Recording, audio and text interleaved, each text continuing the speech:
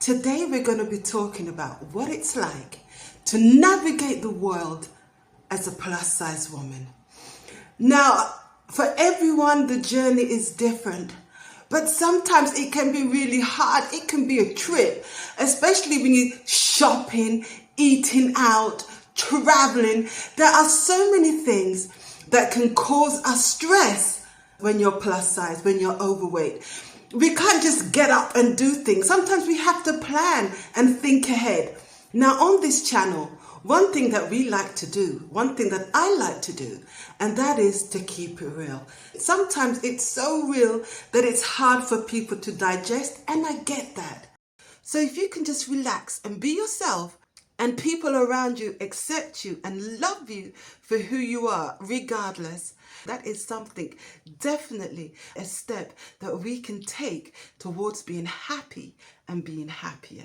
You know, there used to be this guy, and he was somebody who I used to work with. And he used to say to me, you know, my God, you are so pretty. You have such a lovely face.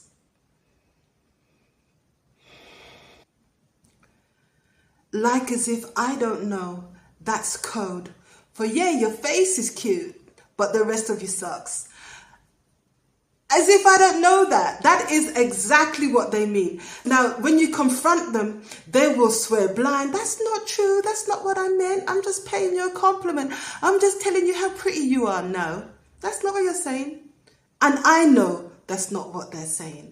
And seeing as I didn't ask you for anything, why do people think that you need their validation? Why do people think that you need them to tell you how beautiful you are? I don't need no one to tell me who I am and what I look like, as if I don't know. I know I'm gorgeous, and I know I'm beautiful, and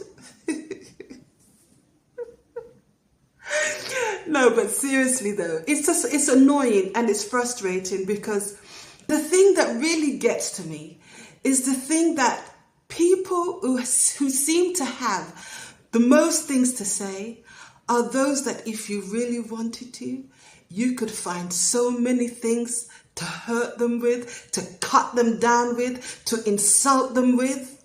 So you would think that they would be quiet and mind their own business, but they don't. They don't. And they think that they have every right to give their opinion, even though you don't ask for it. So I expect people to treat me the way how I treat them. I'm respectful towards people. So I'm a bit naive, and I expect people to be respectful towards me too. But it doesn't always work out that way. And when it doesn't work out that way, I have to blast them. And when I blast them, they get upset and their feelings are hurt. But you know what? I don't go out of my way to trouble anybody. So if you go out of your way to come and trouble me, then you know what? At the end of the day, you get what you get. Sorry, not sorry. I slipped on the trousers, and as I pulled them up, I got to a certain point where I could literally hear the trousers say, I ain't getting on that woman. I haven't exactly been eating in the most healthiest of way. So I don't know exactly what my problem is or why I was so upset. But the truth is, I was upset. But the things that we have to go through as a plus size woman is crazy. Things like eating out. Now, me personally, I would not go and eat out on my own. I just can't do it. Because no matter what you order, if you order something, what you really want, a nice big plate, maybe with something that maybe you shouldn't really eat, but that's what you want. If you order that, I kind of feel like they'll be thinking, no wonder you're so fat, because you eat like that. But yet at the same time, if you order a salad, they'll be thinking, yeah, right, as if you got that big eating salad. It just seems like no matter what you do, you just can't win. And when I go to a restaurant, I really hate it when the chairs have arms. Because when they have arms, I feel like my backside is closed in. I have no space. I like chairs that are open, that I can sit down, that I can be comfortable in. And I like big sturdy seats, because I can't think of anything worse than sitting on a chair with the fear that the legs might give way. Oh my goodness, I cannot imagine sitting at a restaurant and the chair collapsing. Can you? I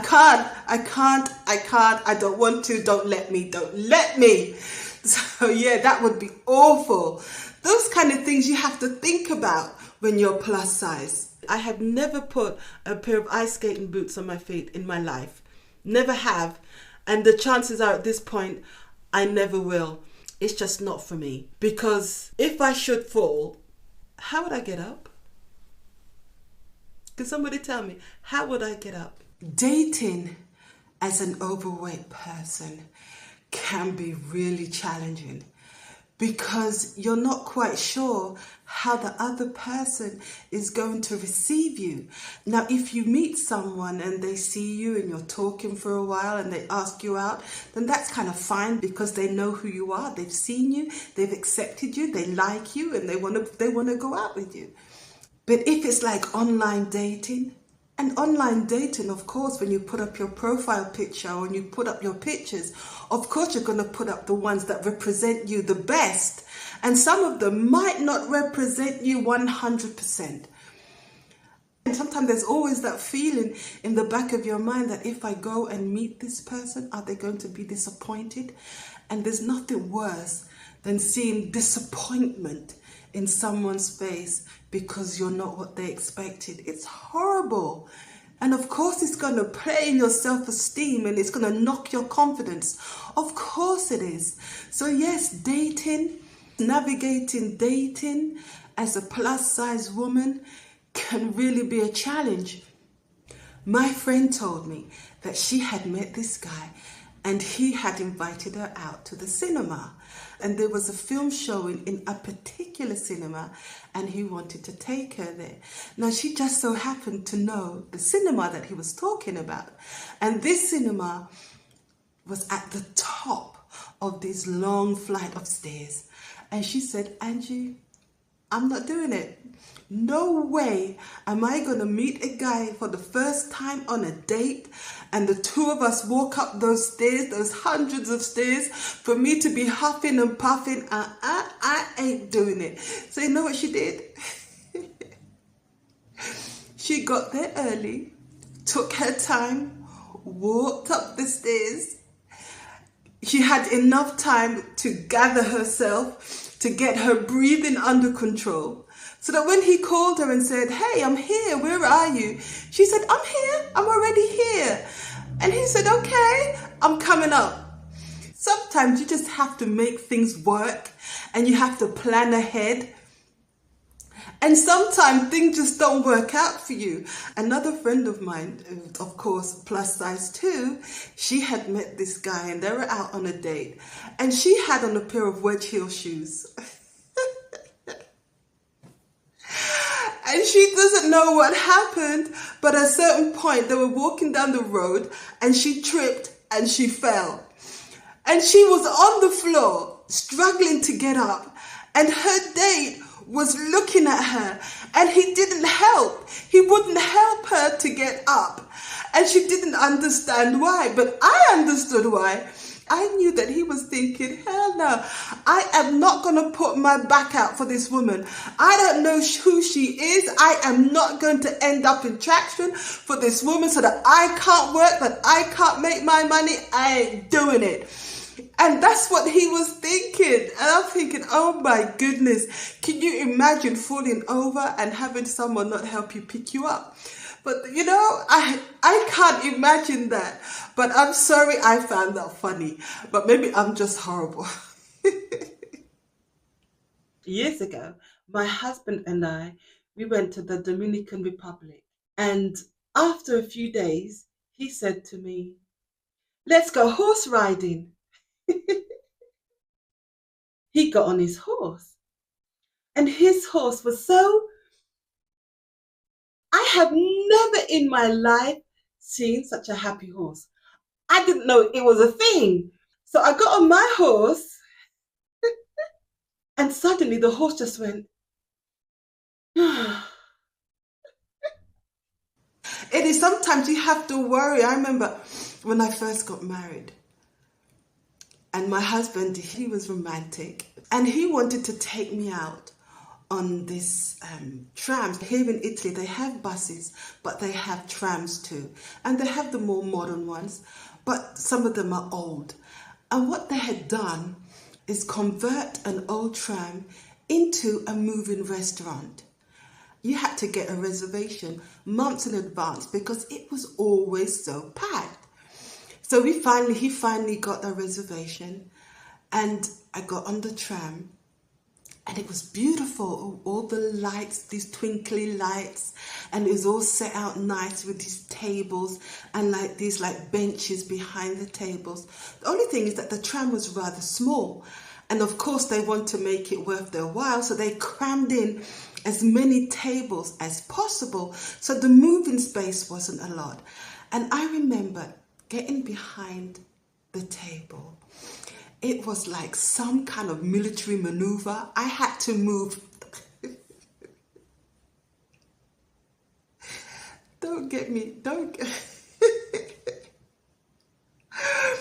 I had to move parts of my body that I didn't know could even be lifted.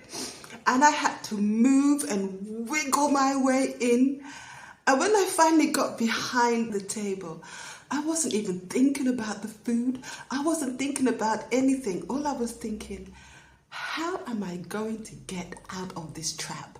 How am I going to get out of this? Because when I say I was wedged in, I was wedged in. Now, the food was amazing, I have to say. And I couldn't believe just what quality the food was.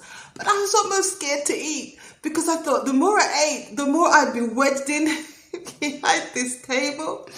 So I ate. Now, they had like different stops, and they would stop off so you could look around and see the sights and see whatever. And they said, anybody, if you want to, you can get off for a few minutes. And I thought, I ain't getting out. I am not getting out of this thing. One, I don't know how to. And two, how am I going to get back in? So I had to sit there and I waited. And at the end of the evening, when it was time to leave, believe it or not, I did get out. I was so worried for the whole evening. But believe it or not, I was able to get out without much of a fuss. I can't believe that the whole night was almost ruined because I was in fear of getting out. And that's some of the things that we have to go through sometimes, is the fear. A place where I've never been, and for some reason I'm just so attracted to it, is Hawaii.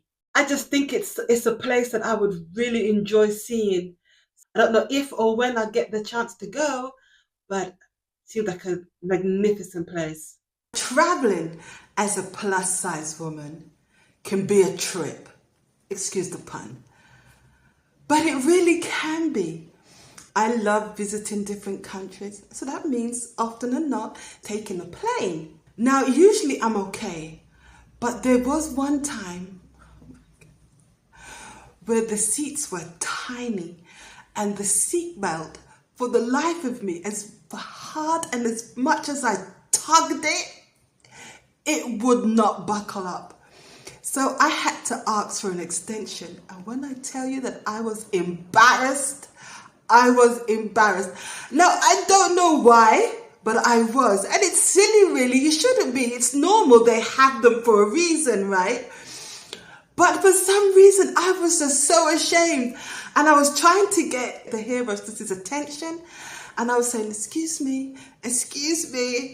And you know, when she finally came up to me and I said, can I have an extension, please? And she's like, okay, sure. When she gave me the extension, can someone please tell me, why was it bright orange?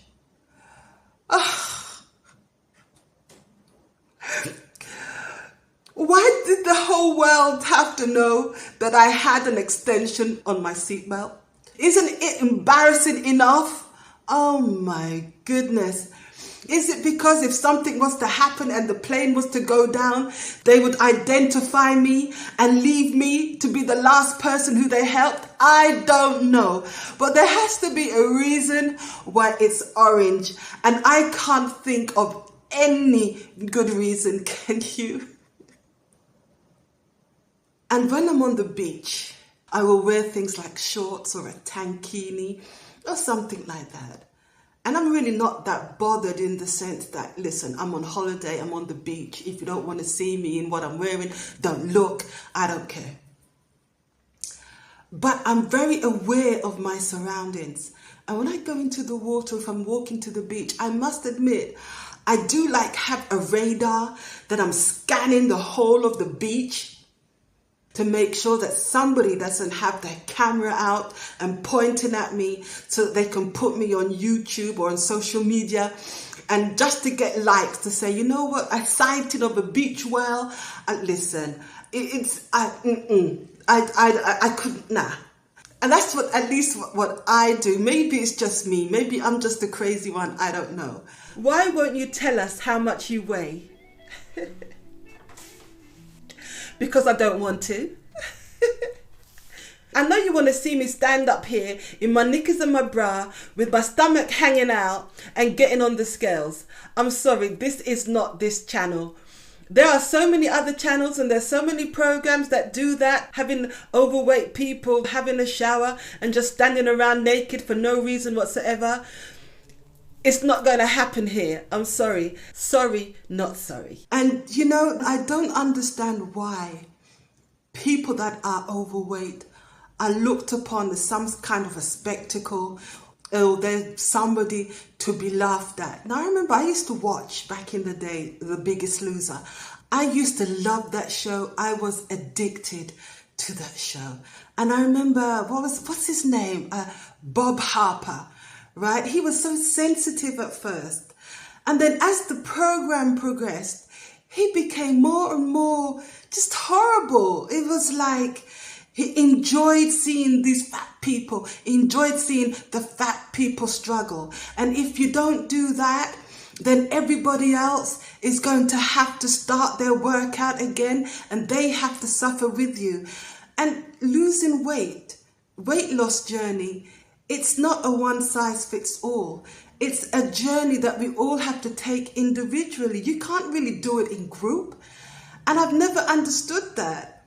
And I remember one of my actual favorite weight loss show was Extreme Makeover. Chris Powell. Oh my goodness. I thought he was wonderful. Really sweet, really sensitive. But then again, that too, towards the end, it became the overweight person. There seemed to be a lack of empathy for the overweight person. It was, let's make a spectacle out of you. And I remember things like, if you really want to change your life around, if you really want me to help you, then you have to get on these scales. If you were a teacher, you have to take off all your clothes, get undressed in front of your pupils or in front of your colleagues or in front of your church members, and you had to get naked and get on scales to show everybody how much you weigh. Why would you do that? Why would you ask someone to do that? Why is humiliating people? When did that become a good thing? And even on shows like My 600 Pound Life, which I watch every now and again. And I do like Dr. Now. I like his character. He doesn't really play much and he doesn't really give in to their sob stories. I kind of like that. But then again, why do we always have to see the obese person naked? We get it. They're obese. They don't have to be nude for me to understand that they're obese. Why do I have to see them getting into the shower? Why do I have to see them eating greasy food and hamburgers and ketchup and oil dripping down their chin? Why do I have to see all of that? I get it. They're overweight. They're obese. I get that they eat things that they shouldn't. It's all of this is to become, the overweight person becomes a spectacle. You don't see people making fun of those who are bulimic or have anorexia. You don't see people really making fun of those who have alcohol problems. But when it comes to people who are overweight, then it must be because they're lazy or they're greedy or they don't want to do anything. So you know what? It's a bit annoying, and I just don't understand this lack of empathy and compassion and understanding when it comes to overweight people. And I've actually heard people say, all they have to do is stop eating, problem solved.